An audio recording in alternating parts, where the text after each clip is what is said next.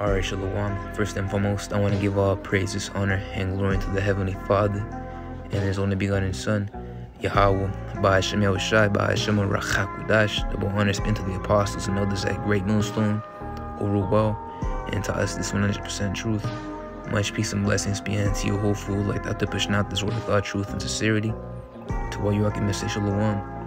I'm the I'm from the servants Yahweh, Yahushai Camp, coming in with the quick hit, going into the book of 2nd Ezra, the 14th chapter, basically entitling the lesson, going into how the Lord reveals, certain things to His elect. So this is the book of 2nd Ezra, the 14th chapter. Verse 3 reads, "And then said he unto me, in the bush I did manifestly reveal myself unto Moses, and talked with him. When the people served in Egypt, which to serve for leaving a slave away." Alright, that's why Egypt is known as a house of bondage, and that's basically what it means. House of bondage. Bondage meaning slavery, captivity. But digressing back, it says, "And I sent him and led my people out of Egypt, and brought him up to the mount of where I held him by me a long season." A long season referring to a long time. And if I'm not mistaken, that mount is referring to Mount Sinai. "And told them many wondrous things, and showed them the secrets of the times, and showed them the secrets of the times and the end, and commanded him, saying, These words shalt thou declare, and these shalt thou hide." Alright, and that's where Mount Sinai is the mountain where Moses went atop and he received the commandments, which he received the first set, and he dropped them when he went down the mountain because he saw Jake was, worshiping a golden calf. So he had to go back again and get another set. But the reason why that happened was because Jake being stubborn, they were like, "Hey, when is this man gonna come back? It's been a long time." Yeah, because he was held up there and the Lord was revealing to him many things. When he came out the second time, hey, I'm mistaken, it was on that same mount. When he came back down, hey, Jake was afraid because they saw a veil upon his face. So he had that glow on him. All right. So Jake was afraid because, hey man, that's a beautiful thing to have that spiritual glow, manifest in your face. So we're digressing back. I wanted to add on to that fact that I said I told them many wondrous things. The Heavenly Father, if I'm mistaken, I forget what scripture was it made the mention how the Heavenly Father considered Moses his friend. In the book of Psalms, the 25th chapter, verse 14, it makes the mention, "The secret of the Lord is with them that fear Him, and He will show them His covenant." I wish that word secret means, friendship, intimacy, closeness. So the Lord is close to His men. And with that being said, that word secret means friendship. So, with that being said, the Lord, just like how He revealed, many beautiful secrets to Moses, whom He called His friend, how much more us, man? Or not rather, how much more us? Let me rephrase that as in, of course, He will do the same thing to us. Hey, because Moses, he was in heavy spirit. He received more things than we understand to this day, man. All right. So when it said, "These words shalt thou declare, and these things shalt thou hide," how do you think we have the account of creation? When there is nobody to write it down on paper. Or how do you think we read the lives of our forefathers, Abraham, Isaac, and Jacob? Hey, they never wrote down, their lifetimes. Hey, they lived it, that's it. Well, the Lord revealed these things to Moses for him to write down. And that's why, from beginning on down, from beginning with Genesis on down to Deuteronomy, those first 5 books, they're known as the first 5 books of Moses, because he was the one that wrote them down. Hey, the Heavenly Father, gave him the secrets, and he wrote them down. He recorded them. And so they went down in history. But I wanted to get a quick precept down the book of Amos, the 3rd chapter, verse 7. It makes the mention.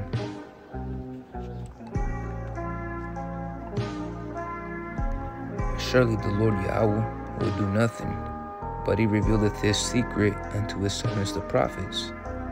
Hey, see? So He revealeth, and that word to reveal, if I can get that out, that word reveal. Alright, so lucky about the Hakim, but going back to the definition, reveal, it basically means make previously unknown or secret information known to others. Yeah, so going back to Moses, the Lord, made unknown or secret information at that time known to Moses. Where after that Moses, wrote it down for our sakes, that we may be witness too. But next, I want to get out the book of. I'm gonna end that off in the book of Matthew, the 13th chapter, verse 11. It's the quick precept. It says, "He answered and said unto them, and this is Yahushua speaking, because it is given unto you to know the mysteries of the kingdom of heaven, but to them it is not given." And yet, he was speaking parables, all right, parables unto the multitudes, which a lot of the multitudes, they didn't believe at all.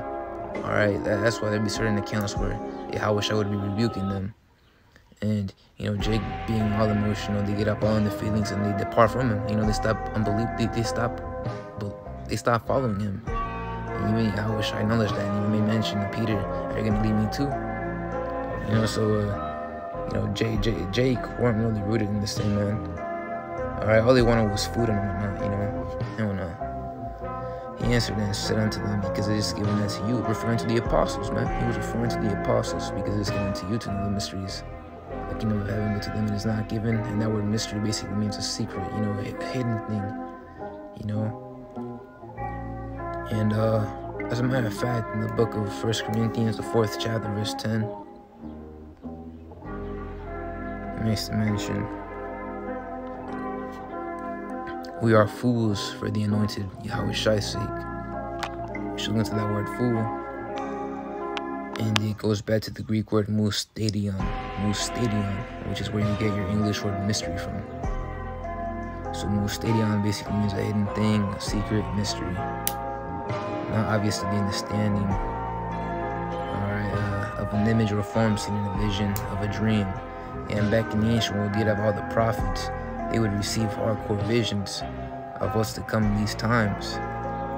Alright, and with that being said, you had John the Baptist, John the Revelator, John the Apostle. John the Apostle is the Revelator, which is completely different from John the Baptist. Alright, but John the Revelator, or the Apostle, if you will, he was revealed, the things that are happening on the earth right now. And he received that 2,000 years ago. So that's another example of the Lord revealing, his secrets unto another one of his servants, the prophets. Hey, because the apostles are prophets, man. Because they're sent forth to teach as messengers. But this is the book of Revelation, the 1st chapter, verse 1. It says, "The revelation of Yahushua Mashiach, which Yahweh gave unto him to show unto his servants things which must shortly come to pass." See, so he did, just like Moses, how Moses was given these things to write it down for our sakes. And you had John, the Revelator, do the same thing. He was revealed these which revelation basically means to pull back the veil of what the prophecies, man. All right, so to reveal, must surely slacking, to show unto his servants these will must surely come to pass. All right, and those things are happening right now. But it made the mention to show unto his servants, the other ones, things will must surely come to pass. And he sent and signified it by his angel unto his servant John, who bear record of the word of Yahweh and of the testimony of Yahushua Mashiach and of all things that he saw. All right, so that's just quick precept to pull out. But I'm gonna end it off right there. Hopefully this is what's edifying. And to the next one, I say shalom.